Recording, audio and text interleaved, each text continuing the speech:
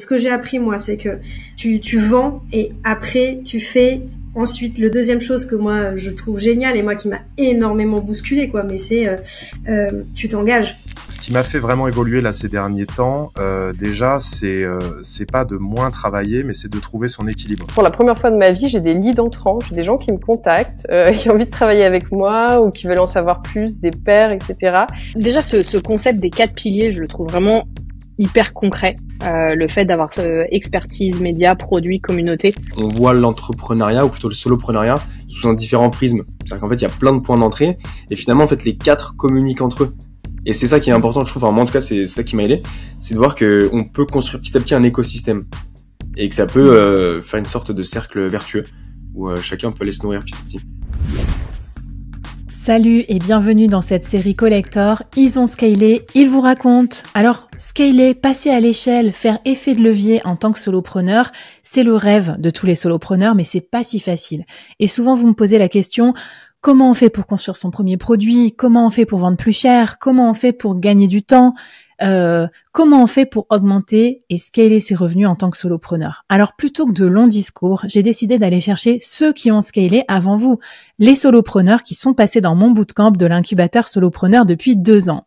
Je suis allée chercher des témoignages et des expériences surtout de ce qu'ils ont fait pour scaler leur business model, pour travailler moins mais mieux, pour gagner autant ou plus d'argent en travaillant moins. C'est un peu comme une sorte de mini reportage express qui te donnera des idées pour toi aussi scaler ton business de solopreneur. Si tu veux que je t'accompagne à passer du freelance qui vend son temps au solopreneur scalable, rentable, durable et qui génère plus de 6 chiffres avec des revenus réguliers et un quotidien cool, eh bien tu peux rejoindre le bootcamp de l'incubateur solopreneur. C'est maintenant que je recrute les 12 solopreneurs qui composeront le casting de la prochaine promo qui commence le 13 septembre. Alors inscris-toi vite parce qu'il reste plus que la moitié des places. Je sais pas quand tu regarderas cette vidéo. Donc dans le doute, je te dis aussi que la prochaine session n'aura lieu qu'en janvier 2025. Alors bref, inscris-toi, je te mets le lien en description et je te laisse découvrir les cas d'usage des solopreneurs qui ont scalé et qui vont t'ouvrir la voie. Alors, la première solopreneur que je vais recevoir à mon micro, c'est Juliette Hervé. Juliette, quand je l'ai rencontrée, elle était Chief Marketing Officer à temps partagé. Un métier où il y a déjà pas mal de concurrence. CMO fractionnalisé. Alors, comment on fait pour se différencier quand il y a plein d'autres freelances qui font le même métier que soi? Comment on fait pour monter ses prix? Comment on fait pour trouver des clients? Comment on fait pour pas être toujours dans le stress de devoir trouver des missions? C'est ce sur quoi on a travaillé avec Juliette pendant le bootcamp de l'incubateur solopreneur. Juliette a fait partie de la saison 3, du mois de janvier au mois d'avril 2024, et on va regarder ce qu'elle a pu engager comme action, et on va regarder la très bonne idée qu'elle a eue pour sortir de l'océan rouge, c'est-à-dire réussir à se diversifier sur son marché et à faire augmenter ses prix. La problématique que j'ai eue, c'est que des freelances en marketing, tu l'as dit, il y en a beaucoup, beaucoup, beaucoup. Et moi, ma problématique, c'était aussi qu'il y a plein de choses qui m'intéressent en marketing. Sauf que en faisant le bootcamp, on en a vachement parlé avec les lives et puis ensemble. Donc là, mon nouveau positionnement, c'est optimiser le budget marketing pour maximiser le retour sur investissement. Donc c'est vraiment, j'ai construit 3 offres autour de ça. Une première qui est vraiment self-serve, un produit que les gens achètent. J'ai mis tout mon jus de cerveau, mes 8 ans depuis que j'ai commencé à bosser dans le marketing, pour aider avec un framework. En fait, j'ai construit toute une méthode d'optimisation du budget pour aider à dépenser moins en fait, mais mieux. Donc celle-là, la première, qui est l'optimisation solo. Full autonomie, et puis ensuite une formule plus sur mesure que j'ai appelée l'optimisation duo, où là c'est un ensemble de un peu productivisé pour une partie et un accompagnement quand même synchrone avec un atelier et puis des sessions de coaching. Et la dernière formule, parce que je continue à aussi quand même bien aimer tout ce qui est assez 360 sur le marketing, c'est une offre plus conséquente avec du mentoring marketing. Donc c'est vraiment aider des gens à monter en compétences sur le budget et sur le marketing au global pour rendre le marketing le plus héroïste possible. J'ai retravaillé mon positionnement en effet avec cette tagline, la serial cost killeuse du marketing et grande prêtresse du ROI. J'aime En fait, j'ai un peu ce côté bad bitch quand j'arrive chez des clients où j'essaye de tout optimiser. C'est un peu ma manière de faire aussi, c'est de dire en mode, ok les gars, il y a ça qui va pas, mais go, on va faire ça. Il y a ça comme solution, etc., etc. Donc ça, ce truc-là m'a bien plu. Et puis j'ai retravaillé ma DA aussi. C'était vraiment une approche très 360 d'un rebranding, d'un repositioning de mon offre. Déjà, ce concept des 4 piliers, je le trouve vraiment hyper concret. Le fait d'avoir expertise, médias, produits, communauté, c'est vraiment, ça rend le truc très concret et tu sais où mettre ton énergie et de pouvoir allouer ton temps, ton budget sur ces piliers-là. C'est très intéressant. Et moi, justement, cette partie média me parle tout particulièrement et m'excite tout particulièrement. Donc là, justement, en plus de cette niche que j'ai trouvée sur l'optimisation du budget marketing, je suis aussi depuis le bootcamp en train de développer un média assez 360 pour aider les entreprises à avoir un marketing plus performant, plus héroïste. Et donc, je suis en train vraiment le fait d'avoir vu en fait tout ce qu'il était possible de faire dans ton bootcamp. Je suis en train de réfléchir à des formats vidéo, articles, réseaux sociaux sur LinkedIn, Insta. Et j'aime beaucoup ce côté créer un média, comme toi avec le board, et la puissance que ça t'amène aussi derrière pour toi te positionner ton offre, t'augmente ta légitimité, t'augmente tes ventes, etc. Et ce concept-là, en plus de potentiellement ça te fait des revenus de sponsoring, je trouve que c'est vraiment un concept cool et que je suis en train de vraiment pousser au maximum. Les techniques que Juliette a employées sont les suivantes. Premièrement, niche fertile. Ça, c'est ce que je t'apprends à faire dans le pilier expertise, vraiment de façon détaillée. Comment trouver l'endroit parfait où se positionner pour avoir de la demande en continu et augmenter ses prix. Deuxième technique que Juliette a utilisée, c'est la technique de l'offre packagée. Avoir 3 packages d'offres, du moins cher au plus cher, du plus self-service au plus premium, pour faire comprendre en un claquement de doigts son offre à ses clients et arrêter de passer des heures à prospecter ou à customiser des devis sur mesure pendant des heures comme ça pour ses clients. Maintenant, laisse-moi te présenter un deuxième exemple de solopreneur qui a scalé. Ce solopreneur a scalé grâce à ce que j'appelle l'offre signature. Alors l'offre signature, c'est quoi? C'est développer une méthode particulière, ta propriété intellectuelle de solopreneur. Tu sais, genre par exemple, avoir une petite marque déposée comme ça derrière ton nom, derrière ta méthode. J'ai reçu Sarah Saidi sur le board qui nous en parlait. Elle a créé la méthode respiration rythmique et la solopreneur que je vais te présenter, elle a créé sa propre méthode signature pendant mon bootcamp et elle en a dérivé un produit en partie scalable. Je vais te montrer comment elle a fait. Moi, je suis freelance depuis 5 ans et demi et en fait, pendant 5 ans, j'étais freelance mais sans me spécialiser du tout. C'est-à-dire que j'étais sales sur des parties commerce, j'étais sur du marketing digital et j'ai même fait une formation de product owner. Et en fait, en septembre 2023, j'ai eu un gros déclic. J'ai eu 3 mois sans clients où en fait, je pense que le marché s'était un peu intensifié. Et en gros, j'avais pas de lead entrant, j'avais personne qui venait me voir pour me dire ce serait chouette de travailler ensemble parce qu'ils savaient pas vraiment ce que je faisais.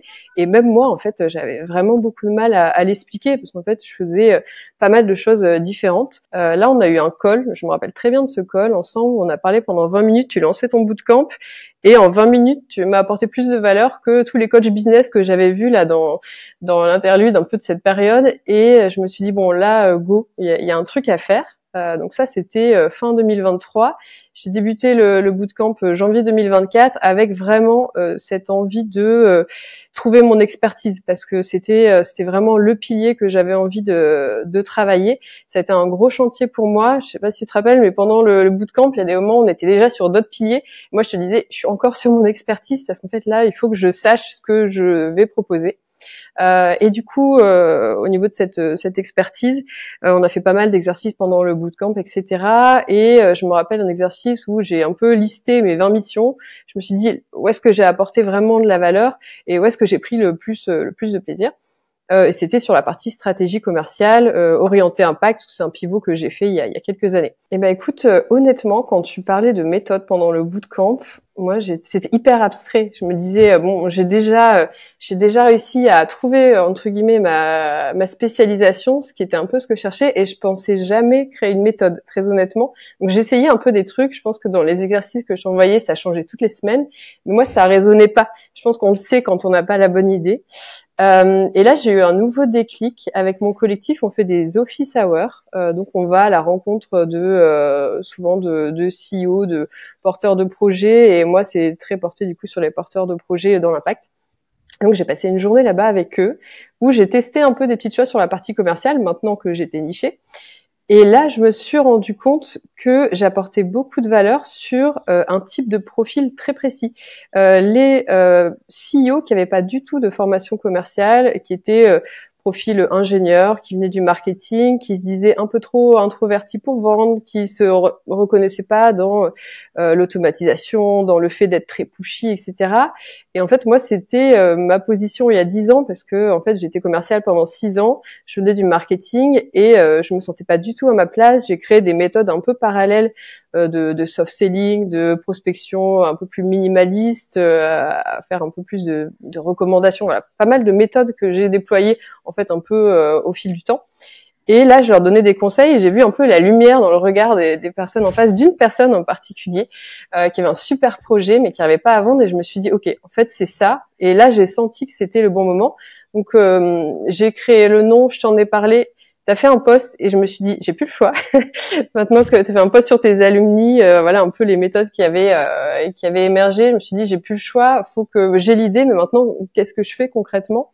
Donc là pendant un mois, j'ai listé sur une note sur mon téléphone toutes les idées qui me venaient, et après je remettais dans un Canva qui faisait 80 slides. Je me suis dit je vais débuter par un workshop, par une idée de workshop où c'est un format que je fais habituellement sur des formations.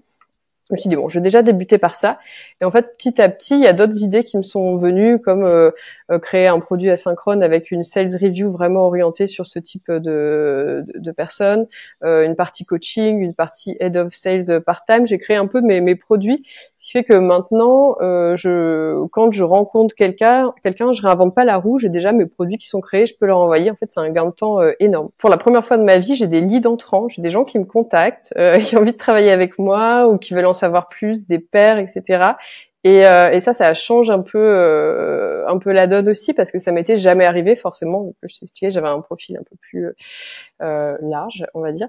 Et du coup, en termes de résultats, j'ai débuté par la création d'un workshop Sales for Good. Et j'ai fait des bêta tests. Mon premier bêta test c'est la semaine prochaine, et j'ai déjà bouclé. J'ai 5 personnes qui ont acheté le bêta test et qui seront là. Trop bizarre. Donc génial. J'ai juillet où j'ai la moitié remplie. Bon, je commence par 5 personnes pour tester un peu le format.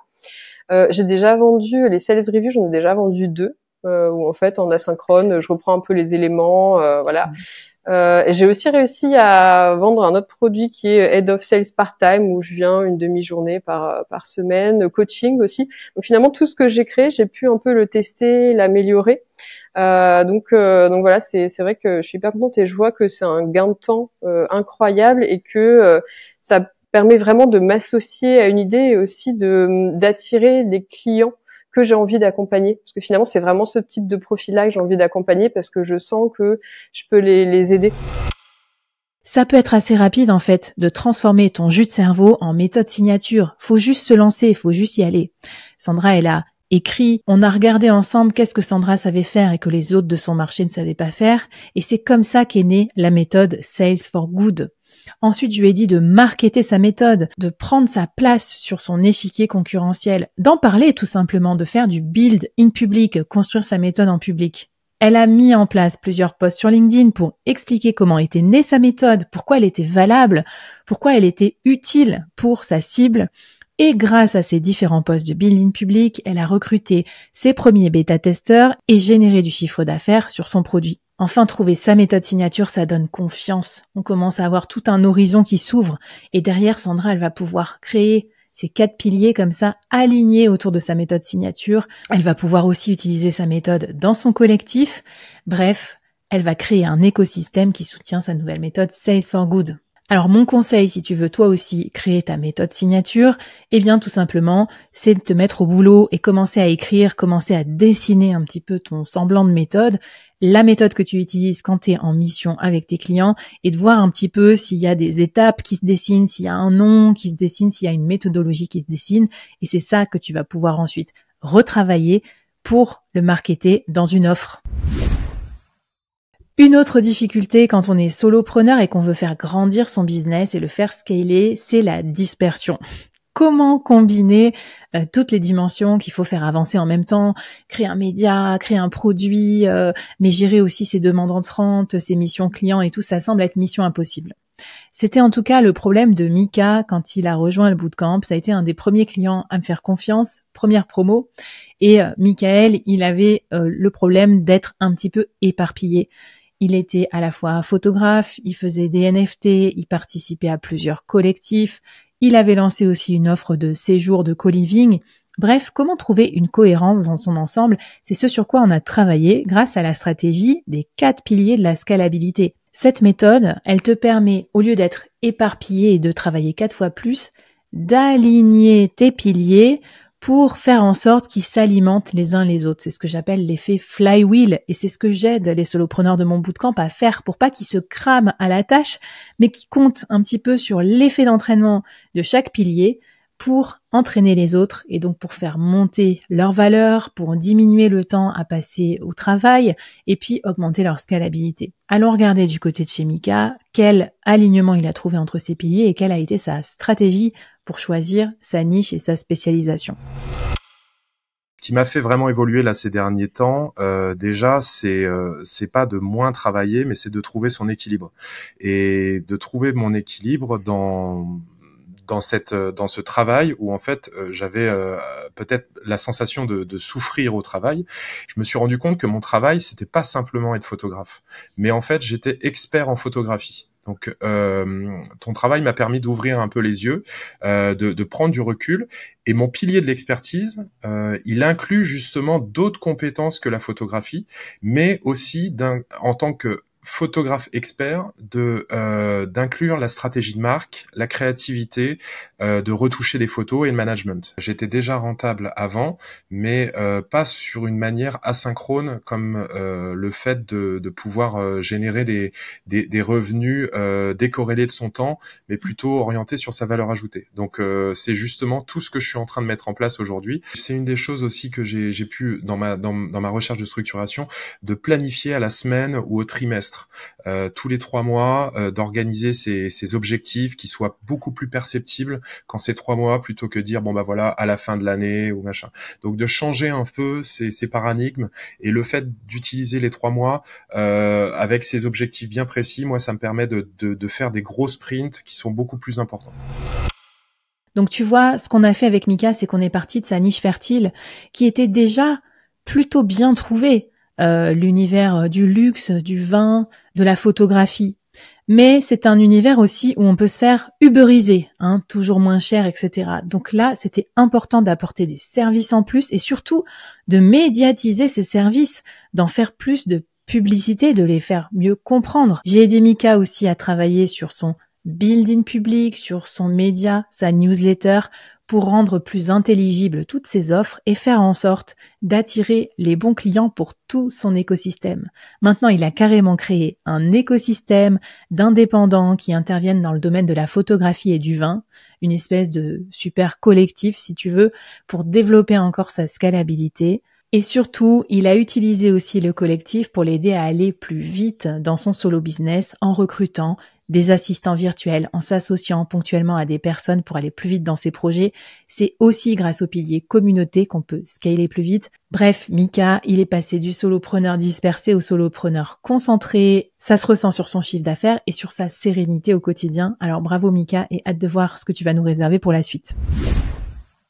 Maintenant, j'ai envie de te parler d'une autre solopreneur qui a réussi à scaler, et elle a réussi à scaler grâce à un produit qui est à la cote en ce moment, le bootcamp ou le format cohorte. C'est l'idée de passer d'un coaching individuel, c'est-à-dire enchaîner les coachings toute la journée en one-to-one et être épuisé à la fin de la journée, à coacher un groupe. Comme par exemple le bootcamp de l'incubateur solopreneur où je coach 12 personnes à la fois. par promo. Sauf que créer un bootcamp, créer une cohorte, c'est compliqué et c'est surtout très difficile à vendre. Ça fait rêver parce qu'on va avoir plus de chiffre d'affaires d'un coup, mais c'est pas si facile de trouver 12 étudiants qui sont prêts à venir suivre ta formation avec des dates imposées, etc. En plus, c'est assez technique à construire. Alors, comment on fait pour scaler grâce à un bootcamp, pour passer à l'échelle grâce à un format cohorte? Ça a été le sujet de travail de Julie, qui m'a rejoint pendant la promo 2 du bootcamp, et on va regarder ensemble ce qu'elle a pu réussir à accomplir pendant 3 mois de travail avec moi. Effectivement, j'étais un peu atypique, je pense, dans le programme, parce que moi, j'avais déjà construit un peu mon offre, j'avais déjà un peu un média. Il y avait certains éléments, certaines briques que j'avais. J'étais pas freelance pure. Oui. J'avais déjà une partie des briques, mais il a fallu que j'aille vraiment un cran vachement plus loin pour pouvoir concrétiser, tu vois, le programme et le médiatiser. Donc, pour l'offre, effectivement, j'ai pas co-construit, mais quelque part, je l'ai fait sur la base de l'expérience de mes premiers clients. Et après, je la co-construis actuellement, mon offre. Avec ta première promo. Voilà, avec la première promo. J'ai posé des trucs, j'ai quand même fait un truc bien, parce que moi, je sais pas faire des choses comme ça au démarrage comme ça. Donc, j'ai quand même construit un truc, mais là, je m'aperçois que je vais optimiser les outils. Il y a même des outils qui sont construits par mes élèves. C'est génial. C'est-à-dire que, tu vois, ils prennent en main le truc, ils disent, bah, moi, j'ai fait un petit tableau, je te l'envoie. Je dis, mais le tableau, il est génial. Et hop, on le diffuse aux autres. Et donc, ça, j'adore. Cool. Ce que j'ai appris, moi, c'est que, tu le dis suffisamment souvent, mais il faut, et tu l'incarnes, hein. Tu vends et après, tu fais. Ensuite, le deuxième chose que moi, je trouve génial et moi qui m'a énormément bousculé, quoi, mais c'est, tu t'engages. Tu vois, c'est-à-dire que tu sors du bois. C'est d'ailleurs la première truc que tu m'as dit quand on a commencé à parler en off. Ah, ça y est, t'es sorti du bois. Mais toi, je pense que c'est quelque chose de hyper naturel chez toi. Donc, c'est sortir du bois. Et une fois que tu sors du bois, ben, qu'est-ce qui se passe? C'est que tu t'engages, quoi, et t'es obligé d'y aller. Et donc, moi, pour la petite histoire, c'est que, à force d'être motivée, parce que j'étais dans le bootcamp, il y a quelqu'un qui est venu pour de l'accompagnement individuel. Et au détour de la conversation, je lui parle du programme et il me dit, vas-y, banco. Et en fait, j'étais pas du tout prête. Et en fait, c'est cette personne-là. Tu vois, t'as vendu avant d'avoir eu ton programme fini, finalement. Alors, non, mais Flavie, tu vas être très fière. Parce qu'en fait, du coup, je l'ai vendu. À fin mars, j'avais fini de le vendre. Je démarrais le 5 avril. J'avais 7 modules. Il y en avait aucun qui était prêt. Donc, tu peux être très fière de moi. Parce que c'est vraiment pas dans mes habitudes. Donc, voilà. Et donc, ça, j'ai vraiment fait cette construction-là. Et d'ailleurs, pour rebondir sur ce que t'as dit tout à l'heure, quand même, le fait de construire mes outils que j'avais quand même en tête, tu vois, j'avais les étapes, mais j'avais pas les vidéos, j'avais pas le programme. Le fait de le faire avec mes élèves que je connaissais déjà, dont je connaissais le parcours, dont je connaissais les problématiques, ça m'a énormément aidé. Tu vois, donc je l'ai pas fait comme ça en l'air, en fait, le contenu, tu vois, pour rebondir sur ce que tu disais tout à l'heure. Ça m'a vachement aidé, ça, de le faire après coup. Et le fait de sortir du bois et d'être obligée, il y a un moment donné où je me suis dit, j'ai plus le choix. En fait, je dois monter mon groupe. Sinon, je suis sûre que j'aurais décalé le lancement de mars à juin. Tu vois, je me serais pas fixé une échéance. À partir du moment où je me suis engagée publiquement et vis-à-vis de cette personne, j'étais obligée d'y aller. Et finalement, ce gros coup de pied aux fesses, c'est la meilleure chose qui puisse arriver. Donc, c'est ça que j'ai appris énormément, c'est y aller, foncer, voilà. Et après, le deuxième truc que j'ai appris et qui a changé, c'est, je pense que de tous les piliers de ton programme, moi, celui sur lequel j'ai le plus avancé, c'est la partie communauté, qui était peut-être la chose sur laquelle j'avais moins de billes au démarrage. Et donc la communauté, là, moi, ça m'a permis d'utiliser mon premier cercle de clients, tu vois, comme apporteur d'affaires. J'ai monté vachement de partenariats et de visibilité. Et également, tu vois, j'ai mis en place des trucs où il y a des experts qui viennent dans le programme, ou des experts qui viennent faire des masterclass, qui vendent des produits. Tu vois, j'ai même encapsulé des mini produits digitaux de partenaires dans mon programme. Donc mes clients, ils ont payé une fois, mais ils ont d'autres petits produits en fait qui correspondent à des experts, des choses que moi je maîtrisais peut-être un peu moins, tu vois. Bref, tu vois, et ça c'est la communauté. C'est tout ce que tu nous avais expliqué sur la communauté qui pouvait prendre plein de formes différentes. Et le fait d'avoir pris contact avec plein d'experts différents, aujourd'hui je pense que j'ai un réseau de partenaires et qui me donne de la visibilité, de la valeur ajoutée sur mon programme et en plus potentiellement de l'apport d'affaires. Donc génial. Julie, quand elle est venue dans le bootcamp, elle était déjà mûre, elle avait déjà son programme presque entièrement designé, mais ça nous a pas empêché de l'améliorer. On a revu plein de choses. La page de vente, le nom, l'offre, la promesse, on l'a un petit peu plus ciblé, un peu mieux anglais, un peu plus niché, pour pas qu'elle s'adresse à tout le monde et donc à personne, mais qu'elle trouve rapidement sa cible et ses premiers clients. Et surtout, on a une approche de construire en même temps qu'on commercialise le bootcamp, pour pas attendre 107 ans entre le moment où on le lance et le moment où on le commercialise. On a besoin d'argent. Tout de suite, quand on est solopreneur, on n'a pas envie d'attendre 6 mois avant de générer ses premiers euros diversifiés. Avec Julie, on voit aussi que c'est important de bien nicher sa proposition de valeur, y compris quand il s'agit des produits, pour vraiment se différencier dans l'offre de formation existante. En tout cas, depuis qu'on a travaillé là-dessus, Julie fait moins de coaching individuel, fait du coaching collectif. Ça lui a permis de gagner du temps dans son activité de solopreneur et surtout d'être plus sereine sur les revenus générés par son activité pour lui permettre de basculer de son activité de freelance qui lui déplaisait un petit peu à une activité full solopreneur sur un sujet qu'elle adore avec des clients qu'elle adore. Alors si toi aussi tu veux créer un bootcamp ou une cohorte, eh bien la première étape, c'est déjà de participer toi à un premier bootcamp ou cohorte pour voir l'envers du décor côté participant. Ce qui est bien, comment on fait pour organiser un bootcamp. Et puis, si tu participes au bootcamp de l'incubateur solopreneur, je te donnerai toutes mes techniques, tous les outils que j'utilise, le déroulé pédagogique et tout, je te montrerai tous les chiffres et je te donnerai aussi mes techniques pour bien réussir à lancer tes bootcamps et à les remplir. On compte plus le nombre de bootcamps abandonnés faute de participants et moi je veux t'éviter de lancer un produit qui échoue.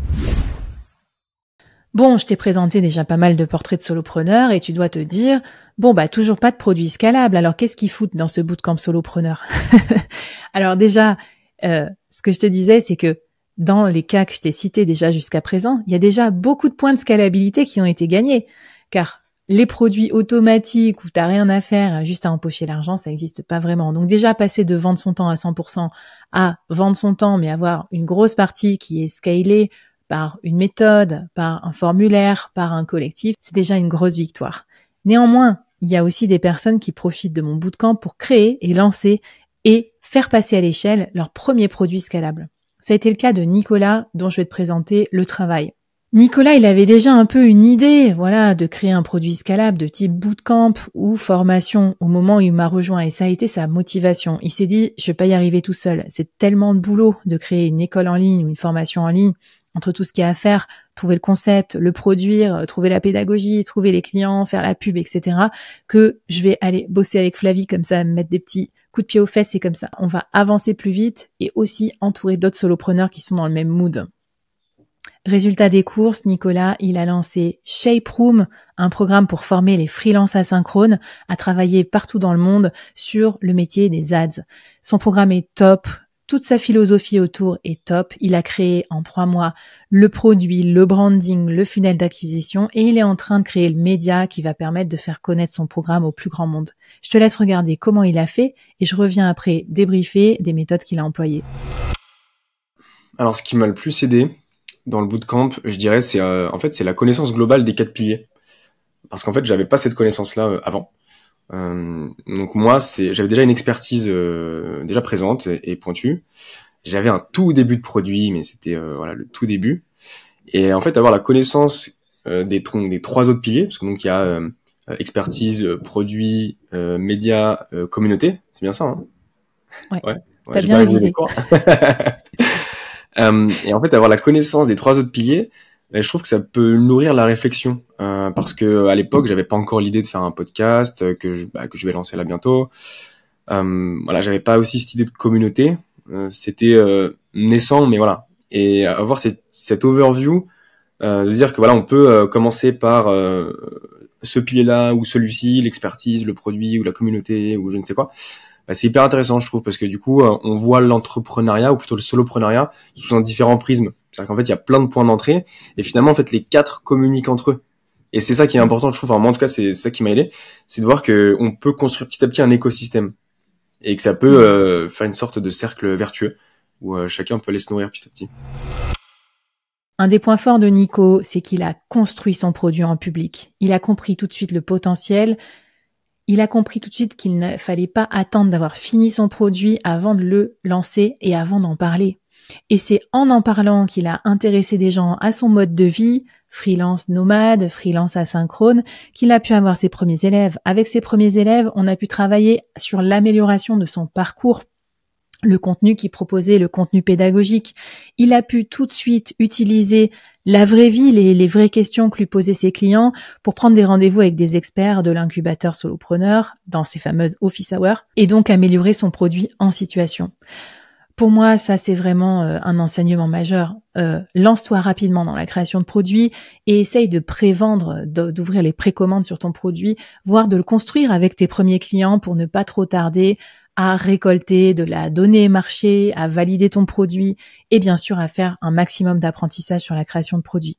Si tu rejoins le bootcamp de l'incubateur solopreneur, je te pousserai pour lancer ton premier petit produit, ton MVP, Minimum Viable Product, pour que tu apprennes au maximum ces techniques de transformation de jus de cerveau en produit et ces techniques de lancement de produits et tu verras ensemble, on apprendra plein de choses et tu verras grâce à ça, tu feras ton apprentissage et tu vas ressortir grandi de ce programme et de cette première tentative et ça va te rapprocher petit à petit de tes objectifs de produits scalables. Bon voilà, dans cette vidéo, je t'ai montré des solopreneurs qui ont facturé plus cher, qui se sont spécialisés, qui ont créé un premier produit scalable, qui ont su s'entourer, déléguer, gagner du temps dans l'exercice de leur mission, créer leur méthode signature pour devenir leader sur leur marché. Bref, tu vois tout ce qu'il est possible de faire en seulement 3 mois. Tout ça, c'est rendu possible par la méthode des 4 piliers de la scalabilité que je vais t'enseigner si tu rejoins le bootcamp de l'incubateur solopreneur, mais aussi grâce au travail intense, tous les exercices qu'il y a à faire et cette période de temps qui est courte, 3 mois, pour te pousser à l'action. C'est ça la force du bootcamp, c'est pas juste apprendre des trucs dans ton salon, c'est allez go, vas-y, on y va et je vais veiller à ce que tu livres ce sur quoi tu t'es engagé. Comme ça, au bout de 3 mois, tu as fait des pas géants dans ton apprentissage et dans ton action et tu as déjà généré tes premiers euros diversifiés et scalables. Et ça, c'est un sacré pas de géant quand on est indépendant. Pour finir, j'ai envie de te conseiller de passer le quiz solopreneur pour savoir où t'en es sur la route du solopreneur scalable et savoir si le bootcamp, c'est le bon moment pour toi ou non. Je te mets le lien du quiz en description et je te dis à très vite pour débriefer des résultats. Salut!